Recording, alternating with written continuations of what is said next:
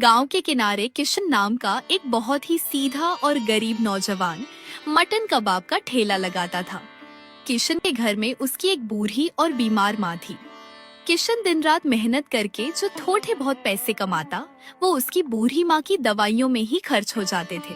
किशन बेटा, तू अभी तक अपना ठेला लेके नहीं गया? तेरी कमाई से ही तो घर में रात का राशन आएगा बेटा। क्या करूं माँ, आज सुबह सुबह मेरा वो पुराना मिट्टी का चूल्हा बीच से टूटकर बिखर गया।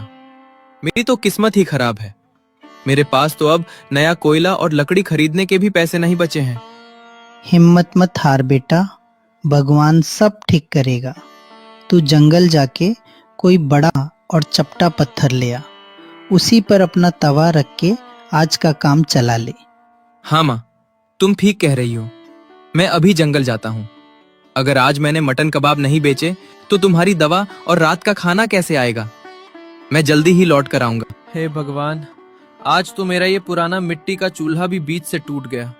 मेरे पास तो कोयला और लकड़ी खरीदने के भी पैसे नहीं हैं। नया चूल्हा कहाँ से लाऊंगा? अगर आज मैंने कबाब नहीं बेचे तो अपनी बूढ़ी माँ के लिए दवा और खाना कैसे ले जाऊंगा? किशन उदास मन से लकड़ियां बीनने के लिए पास के घने जंगल में चला गया। उसे लगा शायद कोई बंधा पत्थर मिल जाए जिस पर वो अपना तवा रखकर आग जला सके। लकड़ियां खोजते खोजते किशन जंगल के बहुत अंदर पहुंच गया।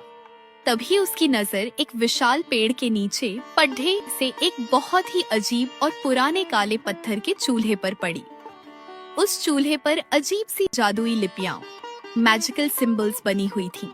अरे, इतना भारी और अनोखा पत्थर का चूल्हा इस वीरान जंगल में किसने छोड़ दिया? चलो इसे ही साफ करके आज का काम चला लेता हूँ। किशन ने जैसे तैसे वो भारी चूल्हा अपने ठेले पर रखा, लेकिन हैरानी की बात ये थी कि लाख कोशिश करने के बाद भी उस चूल्हे में आग नहीं जल रही थी। तभी वहाँ से एक बहुत ही भूखा और कमजोर साधु गुजरा। बेटा, भगवान तेरा भला करे। मैं कई दिनों से इस घने जंगल में भटक रहा हूँ और भूख के मारे अब मेरे प्राण निकल रहे हैं। मुझ में एक कदम भी चलने की हिम्मत नहीं बची है। क्या इस गरीब और लाचार साधु को थोड़ा सा कुछ खाने को मिलेगा बेटा? मेरी अंतड़ियां भूख से सिकुड़ गई हैं। अरे बाबा, आप ऐसे हाथ मत जोड़िए। मेरे इस पुराने चूल्हे में आग तो नहीं जल रही है और पकाने का कोई सामान भी नहीं है। लेकिन मेरे पास ये 2 कच्चे मटन कबाब बचे हैं जो मैंने अपनी बीमार और बूढ़ी माँ के लिए रखे थे। आप ये कबाब खा लीजिए बाबा, आपकी भूख मिटना ज्यादा जरूरी है। मेरी माँ कहती है कि किसी भूखे को खाना खिलाने से बड़ा कोई धर्म नहीं। मैं और मेरी माँ तो एक दिन रूखी रोटी खाकर भी गुजारा कर लेंगे। पर बेटा, तेरी माँ तो बीमार है। अगर तूने ये मुझे दे दिए तो वो भूखी रह जाएगी। कोई बात नहीं बाबा, मेरी माँ ही मुझे सिखाती है कि किसी भूखे को खाना खिलाने से बड़ा कोई धर्म नहीं है। आप ये कच्चे कबाब ही खा लीजिए, कम से कम आपकी जान तो बचेगी। मैं और माँ तो एक दिन रूखी रोटी खाकर भी काम चला लेंगे। किशन के इतना कहते ही वो साधु मुस्कुराया और एक तेज रोशनी के साथ अचानक हवा में गायब हो गया। अरे बाप रे, ये क्या हुआ? वो साधु बाबा अचानक हवा में कहाँ गायब हो गए? और अगले ही पल उस काले पत्थर के चूल्हे में बिना लकड़ी और कोयले के अपने आप एक नीले रंग की जादुई आग धधक उठी। कमाल है, ये कैसी नीली आग है? इसमें तो एक तिनका भी नहीं है, फिर भी इतनी तेज जल रही है। ये जरूर उन साधु बाबा का ही कोई चमत्कार है। मैं जल्दी से इस पर कबाब सेंक लेता हूँ। कबाब सेकते ही उस नीली आग से एक खुशबूदार सुनहरा धुआं निकला जो हवा में तैरते हुए सीधे गांव पहुंच गया। ये कैसी मनमोहक खुशबू है। अरे, इसे सूंघते ही मेरे घुटनों और कमर का सारा दर्द कहाँ गायब हो गया। अरे रामू, मुझे तो हवा में अपने बचपन के दिन दिखाई दे रहे हैं। वो देखो, मैं अपने बाबूजी के कंधे पर बैठकर मेला देखने जा रहा हूँ। ये सच में कोई बहुत बड़ा जादू है। अरे किशन, ये कैसा कबाब है बेटा? इसे खाते ही मेरी बरसों पुरानी खांसी और कमजोरी बिल्कुल ठीक हो गई। मेरे शरीर में तो नई जान आ गई। ये सब ऊपर वाले की और तुम्हारी दी हुई सीख और उन साधु बाबा का चमत्कार है माँ। अब हमारे दुख के दिन हमेशा के लिए खत्म हो गए। किशन के जादुई कबाबों की खुशबू और शोहरत पूरे गांव में फैल चुकी थी। एक दिन गांव के सरपंच खुद चलकर किशन के ठेले पर आए। जीते रहो किशन बेटे, आज तुम्हारे हाथों के ये जादुई कबाब खाकर तो आत्मा तृप्त हो गई। सच कहूं तो तुम्हारे इस जादुई धुएं ने पूरे गांव की थकान और बीमारियां दूर कर दी हैं। ये सब तो ऊपर वाले का चमत्कार और आप बड़ों का आशीर्वाद है सरपंच जी। मैं तो बस एक गरीब सा कबाब बेचने वाला हूँ। कहिए, आज मैं आपकी क्या सेवा करूँ? बेटे किशन, अगले हफ्ते मेरी इकलौती बेटी की शादी है। शहर से बहुत बड़े बड़े लोग और रिश्तेदार बारात लेकर आ रहे हैं। मैं चाहता हूं कि बारात के स्वागत में मटन कबाब बनाने की पूरी जिम्मेदारी तुम लो। मुझे शहर के मेहमानों के सामने अपने गांव की इज्जत बढ़ानी है और तुम्हारे इन जादुई कबाबों से बेहतर और कुछ नहीं हो सकता। सरपंच जी, ये तो मेरे लिए बहुत बड़े सम्मान की बात है, लेकिन मैं तो एक गरीब आदमी हूँ। मेरा तो ये छोटा सा ठेला है। शहर के इतने सारे बड़े मेहमानों के लिए मैं अकेले इतना बड़ा इंतजाम कैसे कर पाऊंगा? अगर मुझसे कोई चूक हो गई तो आपकी पगड़ी। तू मेरी पगड़ी की चिंता मत कर बेटे। मुझे तेरे साफ दिल और तेरी मेहनत पर पूरा भरोसा है। ये ले पैसों की थैली, इसमें पूरा एडवांस है। तू बाजार जाकर सबसे बेहतरीन मटन और सारा राशन ले आना। पैसों की कोई कमी नहीं होगी। बस उस दिन गांव की नाक मत कटने देना। आपका बहुत बहुत धन्यवाद सरपंच जी। आपने मुझ गरीब पर इतना बड़ा भरोसा किया है। आप बेफिक्र रहिए, मैं दिन रात एक कर दूंगा, लेकिन आपकी इज्जत पर कोई आंच नहीं आने दूंगा। सरपंच जी तो खुशी खुशी वहाँ से चले गए, लेकिन पास ही खड़ा लालची जमींदार शेर सिंह ये सब देख रहा था और जलन की आग में जल रहा था। सरपंच की बेटी की शादी का इतना बड़ा काम हमेशा मेरी हवेली के बावर्ची को मिलता था। इस 2 कौड़ी के भिखारी ने मेरी रोजी रोटी पर लात मार दी। अगर कल बारात में इसने कबाब बना दिए तो ये गांव का हीरो बन जाएगा। मुझे आज रात ही इसका सारा राशन चुराना होगा। सरपंच जी से इतना बड़ा ऑर्डर और एडवांस पैसे पाकर किशन की खुशी का कोई ठिकाना नहीं रहा। वो तुरंत बाजार गया और अपनी पूरी लगन से सबसे बेहतरीन ताजा मटन और खुशबूदार मसाले खरीद लाया। घर पहुंचते ही उसने अपनी बूढ़ी माँ को यह खुशखबरी सुनाई। माँ, ओ माँ, जल्दी बाहर आ, देख मैं क्या लाया हूँ। आज हमारे दिन फिर गए माँ। अरे बेटा किशन, ये इतना सारा गोश्त और मसाले, आज तो तूने पूरी दुकान ही खरीद ली। ये सब क्या है बेटा? माँ, ये सरपंच जी की बेटी की शादी का ऑर्डर है। उन्होंने शहर से आने वाले सारे बड़े मेहमानों के लिए मटन कबाब बनाने की पूरी जिम्मेदारी मुझे दी है। उन्होंने मुझ गरीब पर इतना बड़ा भरोसा किया है। अब मुझे ये साबित करना है कि तुम्हारे हाथों से पीसे हुए इन मसालों और मेरे जादुई चूल्हे के कबाब से बेहतर पूरी दुनिया में कुछ नहीं। जुग जुग जी मेरे लाल, मुझे तेरी मेहनत पर पूरा भरोसा है। भगवान ने हमारी सुन ली। ला, मैं भी तेरे साथ ये गोश्त पीसने और मसाले मिलाने में मदद कर देती हूँ। माँ बेटे ने मिलकर पूरी रात जागकर कड़ी मेहनत की। किशन ने अपने हाथों से सिलबट्टे पर सारा मटन पीसा और उसकी माँ ने अपने खास खुशबूदार मसाले उसमें मिला दिए। आखिरकार सारी तैयारी हो गई। माँ, मैंने सारा पिसा हुआ और मसालेदार मटन इन बड़े बड़े बर्तनों में ढककर रख दिया है। बस सुबह होते ही मैं इसे अपने जादुई चूल्हे पर सेकना शुरू कर दूंगा। अब तुम भी थोड़ा आराम कर लो माँ, सुबह जल्दी उठना है। किशन और उसकी माँ थकान से चूर होकर गहरी नींद में सो गए। उन्हें लग रहा था कि अगली सुबह उनके लिए बहुत बड़ी कामयाबी लेकर आएगी, लेकिन बेचारे माँ बेटे ये नहीं जानते थे कि लालची जमींदार शेर सिंह उनके घर के बाहर ही अंधेरे में घात लगाए खड़ा था। शेर सिंह के गुंडों ने चुपचाप सारा तैयार मटन और मसाले उठा लिए और वहाँ से रफू चक्कर हो गए। अगली सुबह सूरज निकलते ही किशन की आँख खुली।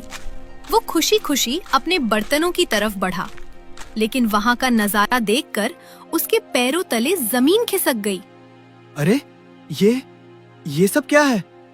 माँ, ओ माँ, जल्दी बाहर आ, अनर्थ हो गया माँ, हम लुट गए।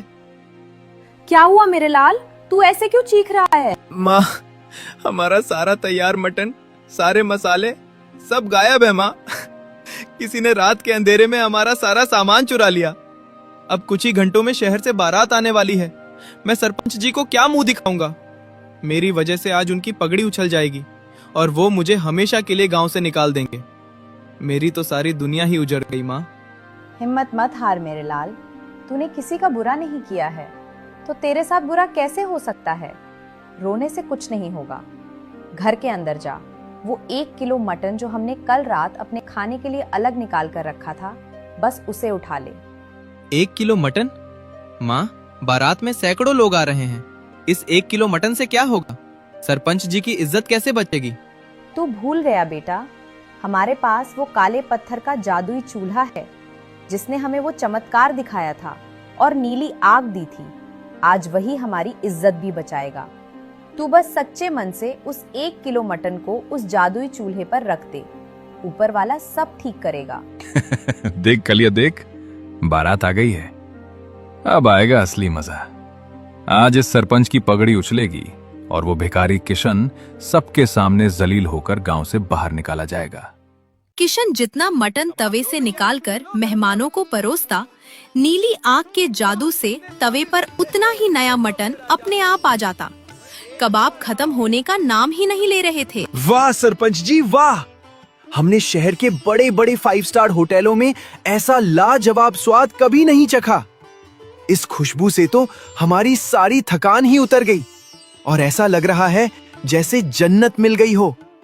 क्या जादू है इस लड़के के हाथों में? शाबाश मेरे शेर, तूने आज सच में कमाल कर दिया। शहर वालों के सामने तूने मेरी पगड़ी और गांव की इज्जत दोनों बचा ली। मुझे तुझ पर गर्व है किशन। पूरा गांव और सारे बाराती किशन की तारीफ करते नहीं थक रहे थे, लेकिन दूर खड़ा शेर सिंह ये चमत्कार देखकर गुस्से से पागल हो गया। उसकी इतनी बड़ी साजिश पानी में मिल गई थी। ये कैसे हो सकता है? मैंने तो इसका सारा गोश्त नदी में फेंकवा दिया था, फिर इसके पास इतना सारा मटन कहां से आया? समझ गया, ये सारा चमत्कार इस काले पत्थर के चूल्हे का है। आज रात मैं खुद जाकर इसके ठेले को आग लगाऊंगा और इस जादुई चूल्हे को हथौड़े से तोड़कर हमेशा के लिए चकनाचूर कर दूंगा। आज इसे कोई जादू नहीं बचा पाएगा। रात को शेर सिंह ठेले के पास पहुंचा। गुंडों ने पूरे ठेले पर तेल छिड़क कर आग लगा दी। सुबह जले हुए ठेले को देखकर पूरा गांव इकट्ठा हो गया। सरपंच जी ने तुरंत पंचायत बुलाई। शेर सिंह भी सीना तान कर वहाँ खड़ा था। कल ही किशन ने मेरे मेहमानों को खाना खिलाकर इस पूरे गांव की नाक बचाई है और आज रात के अंधेरे में किसी ने उसका ठेला जला दिया। जो भी गुनहगार है वो खुद सामने आ जाए। अरे सरपंच जी, किसी आवारा जानवर ने चूल्हा गिरा दिया होगा। अब इस भिखारी के ठेले के लिए आप इतना बवाल क्यों कर रहे हैं? और वैसे भी ये लड़का बहुत बड़ा धोखेबाज है। नहीं सरपंच जी, मेरा ठेला जानवरों ने नहीं गिराया, ये किसी की साजिश है। कल रात किसी ने मेरे घर से आपका दिया हुआ सारा राशन और गोश्त भी चुरा लिया था। ये सब झूठ बोल रहा है सरपंच जी। कल रात इसके घर से सारा मटन और मसाले तो मैंने खुद अपने गुंडों से चुराकर नदी में फेंकवा दिए थे। इसके पास तो एक दाना नहीं बचा था। फिर आज बारात में इसने इतने सारे कबाब कहां से परोसे? ये जरूर कोई काला जादू करता है। इसे गांव से बाहर निकालो। शेर सिंह गुस्से में इतना अंधा हो गया था कि उसने खुद ही सबके सामने अपनी चोरी कबूल कर ली। तो ये नीच काम तूने किया था शेर सिंह? मेरी बेटी की शादी में मेहमानों को भूखा मारने की साजिश रची थी तूने? सरपंच जी, ये सच कह रहे हैं। कल रात जब सारा गोश्त चोरी हो गया तो मेरी बूढ़ी माँ ने मुझे हिम्मत दी। मेरे पास घर में सिर्फ 1 किलो मटन बचा था। मैंने भगवान का नाम लेकर उसे इस काले पत्थर के चूल्हे पर रखा और एक चमत्कार हुआ। उस चूल्हे की नीली आग ने उसी 1 किलो मटन से इतने सारे कबाब बना दिए। उस जादुई चूल्हे ने ही आज आपकी और मेरी इज्जत बचाई थी, जिसे शेर सिंह ने तोड़ दिया। किशन की बात सुनकर सरपंच का गुस्सा 7वें आसमान पर पहुंच गया। शर्म कर शेर सिंह, तूने अपने घमंड के लिए एक गरीब की रोजी रोटी पर लात मारी और पूरे गांव की इज्जत मिट्टी में मिलाने की कोशिश की। मैं तुझे इसकी कड़ी सजा दूंगा। पुलिस को बुलाओ। आज से ये पापी जेल की हवा खाएगा और इसकी सारी जमीन नीलाम करके किशन का नुकसान भरा जाएगा। गांव वालों ने शेर सिंह को पकड़ लिया और पुलिस उसे हथकड़ियां पहनाकर घसीटते हुए ले गई। शेर सिंह की सारी हेकड़ी निकल चुकी थी। किशन बेटे, मुझे माफ कर दे। मेरी वजह से तेरा वो जादुई चूल्हा टूट गया, लेकिन तू फिक्र मत कर, तेरा ये गांव तेरे साथ है। सरपंच और गांव वालों ने मिलकर पैसे इकट्ठे किए और किशन को एक बिल्कुल नया और शानदार ठेला लाकर दिया। आप सबका बहुत बहुत धन्यवाद। वो जादुई चूल्हा टूट गया तो क्या हुआ, असली जादू तो मेरी माँ के पीसे हुए मसालों और मेरी मेहनत में है। मैं आज से दुगनी मेहनत करूंगा।